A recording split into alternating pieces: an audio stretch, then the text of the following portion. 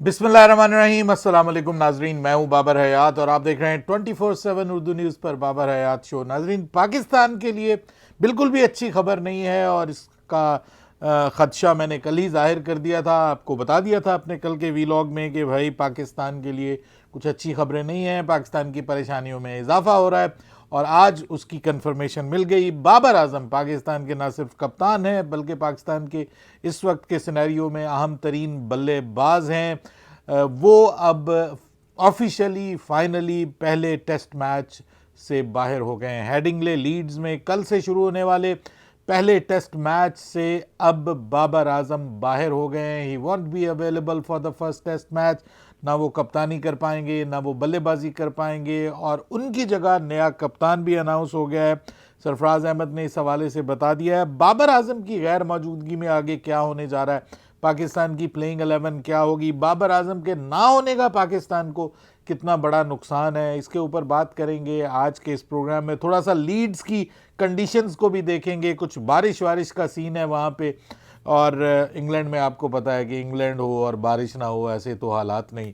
तो वहाँ पर इन कंडीशंस में पाकिस्तान की प्लेइंग 11 क्या हो सकती है, क्या पाकिस्तान स्पिनर के साथ जाएगा या फिर पाकिस्तान ऑल टू ऑल एक सीम अटैक के साथ मैदान में उतरेगा, इसके ऊपर बात करेंगे। और फिर ओपनिंग कौन करेगा, बाबर की जगह नंबर 4 पे बैटिंग कौन करेगा, ये वो सब सवाल आते हैं जिनके जवाब आज के इस वीलॉग में आपको मिलने वाले हैं। लेकिन आगे बढ़ने से पहले आपसे गुजारिश कि अगर आप हमारे नए व्यूअर हैं तो प्लीज़ हमारे इस चैनल को जल्दी से कर लीजिएगा सब्सक्राइब और बेल आइकन को पुश करना मत भूलिएगा। मुझे फॉलो कीजिए इंस्टाग्राम पे @बाबर हयात शो और हमारे पेज को फेसबुक पे लाइक कर लीजिएगा।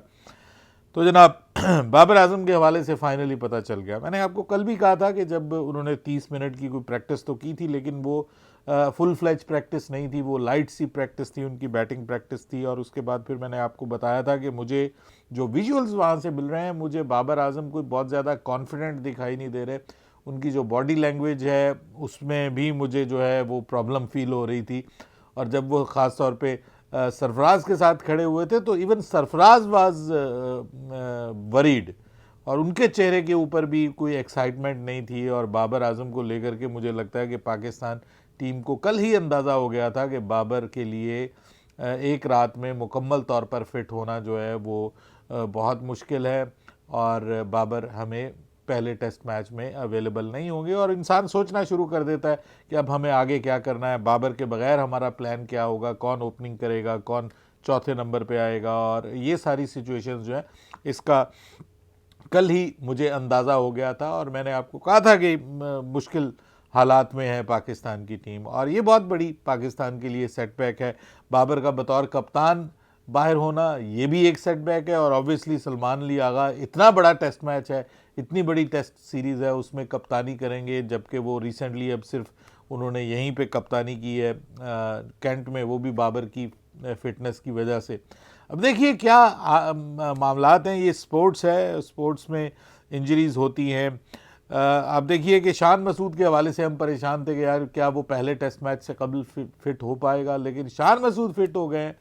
जिनके बारे में तवक्को ही नहीं थी कि वो अनफिट होंगे, वो अनफिट हो गए। एंड दिस इज़ लाइफ, इसी तरह होता है ज़िंदगी में। और ये कुछ लोग तो इसको कह रहे हैं कि ये मकाफ़ात अमल है। मुझे मुनीब ने मैसेज किया, कह रहे हैं कि मकाफ़ात अमल है, बाबर ने अब्बास को बाहर बिठाया था और अब ख़ुद बाबर जो है वो बाहर हो गया। ऐसा नहीं कहते भाई, वो अगर बिठाया था तो उसकी भी कुछ रीज़न्स होंगी। ऑब्वियसली वो अकेला बाबर डिसाइड करने वाला नहीं है और अगर दोबारा टीम में लाए तो उसकी भी कोई रीज़न्स होंगी। तो ये जहन में मत रखिएगा कि इस तरह से पर्सनल डिसीजन नहीं किए जाते। पहले बाबर पे इल्ज़ामात ज़रूर थे कि वो दोस्ती जारी करते हैं, लेकिन अब ऐसा कोई मामला मेरे ख्याल में हमें इसको कंट्रोवर्सी की तरफ लेकर के नहीं जाना चाहिए। पाकिस्तान के लिए बहरहाल ये एक बहुत बड़ा झटका है। बाबर बतौर बल्लेबाज बहुत ज़बरदस्त माशाल्लाह फॉर्म में थे और बड़े फ्लो से बल्लेबाजी कर रहे थे और पुराने वाले बाबर आजम नज़र आ रहे थे। अब अगर वो अनफिट हो गए हैं और इस मैच में नहीं होंगे तो इस मैच के बाद आके उनकी फॉर्म कैसी होगी, ये भी एक सवाल बनता है। मैंने कल भी कहा था कि बाज़ औक़ात ऐसा होता है कि अगर आपके दरमियान में वक्फ़ा आ जाए मैच प्रैक्टिस का तो बाज़ औक़ात आप फॉर्म से बाहर भी हो जाते हैं। तो अल्लाह करे ऐसा ना, अगले मैच में बाबर आजम अवेलेबल होंगे, दैट्स फॉर श्योर कि अगले मैच में वो अवेलेबल होंगे इंशाल्लाह। लेकिन उस मैच में भी हमें उम्मीद है कि बाबर आजम अच्छा परफॉर्म करेंगे। ये मैच जो है बाबर के बगैर भी पाकिस्तान को पॉजिटिव लेना चाहिए, because this is the part of the game.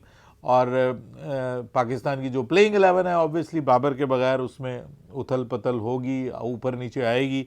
और जो खबरें आ रही हैं उसमें जो पाकिस्तान की प्लेइंग 11 बनने जा रही है उसके ऊपर तो आगे हम बात करते हैं। लेकिन प्रॉब्लम यह है कि यहाँ पे जो पिच है, ये जब 100 यहाँ पे मैचेस हुए हैं 100 के, और इससे पहले जब ओडीआई वगैरह यहाँ पे होते हैं तो उस वक्त इस पिच को जो है वो बिल्कुल फ्लैट कर दिया जाता है और ये बल्लेबाजी के लिए बेहतरीन पिच बन जाती है। यानी ये बड़ी ट्रू पिच होती है, इसमें बाउंस भी होता है, इसमें पेस भी होता है। और बल्लेबाज खास तौर पे बाबर आजम जैसे बल्लेबाज जो बाउंस और पेस को पसंद करते हैं, ज़्यादा बाउंस को तो नहीं लेकिन पेस को पसंद करते हैं, तो वो इस तरह की पिचेस के ऊपर रन्स बनाते हैं। अभी इंडिया जब आया था लास्ट सीजन में तो उन्होंने भी रन्स किए थे इंग्लैंड की मुख्तलिफ पिचेस के ऊपर।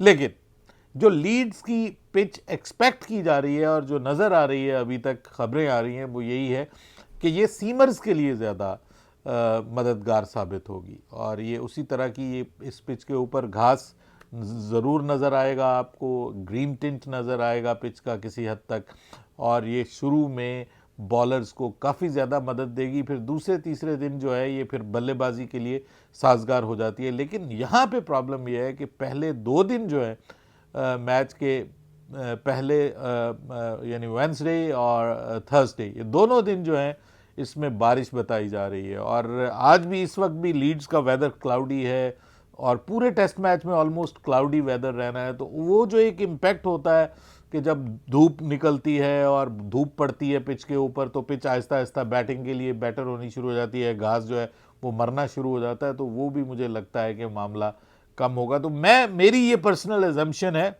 और ख़बरें भी कुछ इसी किस्म की आ रही हैं कि पाकिस्तान को all to all seam attack के साथ जाना चाहिए और सिर्फ सलमान अली आगा को ही एक स्पिनर के तौर पे, या साउथ शकील भी कर लेते हैं कभी कभी स्पिन बॉलिंग, उनको लेकर के चलना चाहिए बतौर स्पिनर के। तो सलमान अली आगा बाबर आजम की जगह कप्तानी करने जा रहे हैं। मैंने कल आपको बताया था कि सलमान अली आगा ही कप्तानी करेंगे पाकिस्तान की, वही कप्तानी करेंगे। अब सलमान अली आगा के ऊपर उल्टा मज़ीद प्रेशर आ गया है कि उनकी अपनी फॉर्म भी बल्लेबाजी में नहीं लगी हुई, बॉलिंग में भी उन्होंने इक्का दुक्का ओवर्स किए हैं तो उनको मार पड़ी है।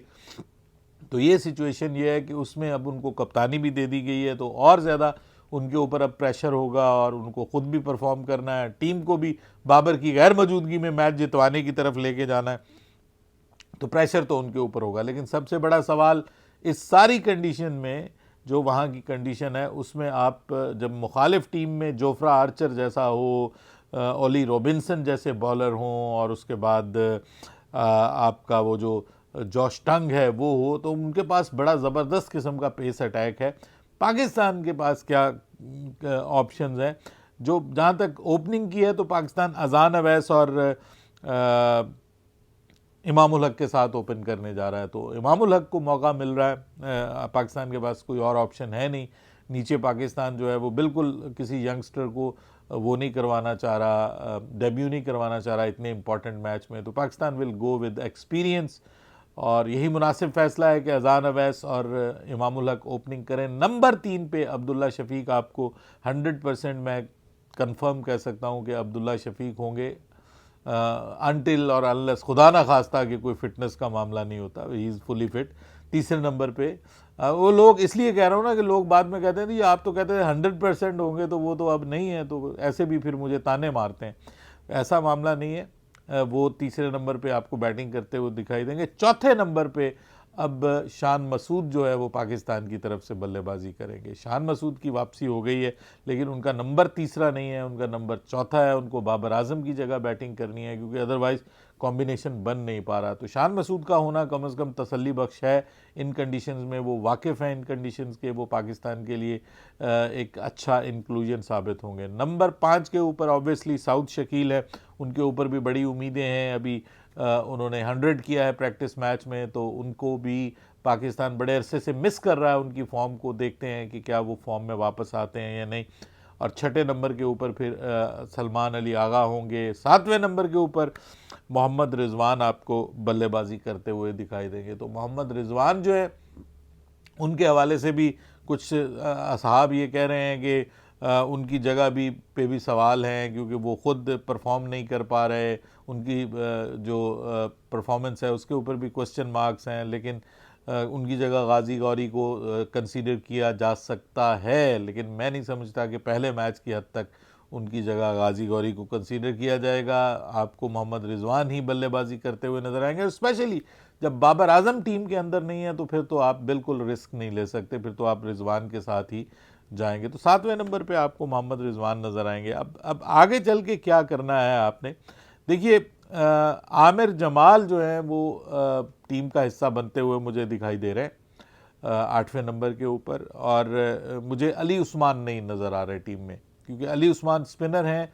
आइडियल तो यही होता है कि एक प्रोफेशनल स्पिनर आपकी टीम में हो, लेकिन मुझे नहीं लगता कि अली उस्मान जो है वो जगह बना पाएंगे, क्योंकि कंडीशंस भी इस किस्म की हैं, ओवरहेड कंडीशंस जो हैं वो इस वजह से, और फिर प्लस आपको पता है कि यहाँ पे वैसे भी सीम को सपोर्ट करती है ये पिचेस भी, तो मुझे लगता है कि पाकिस्तान सीम के साथ ही जाएगा। तो अब ये देखना यह है कि पाकिस्तान आमिर जमाल के साथ जाता है 8वें नंबर पे। 9वें नंबर के ऊपर फिर देखना है पाकिस्तान को कि पाकिस्तान ने ऑब्वियसली मोहम्मद अली ने तो खेलना ही खेलना है, 9वें नंबर के ऊपर मोहम्मद अली लगा लें, और 10वें नंबर के ऊपर या नंबर आगे पीछे भी कर लें आप, खुर्रम शहजाद या उबैद शाह, इन दोनों में से कोई एक।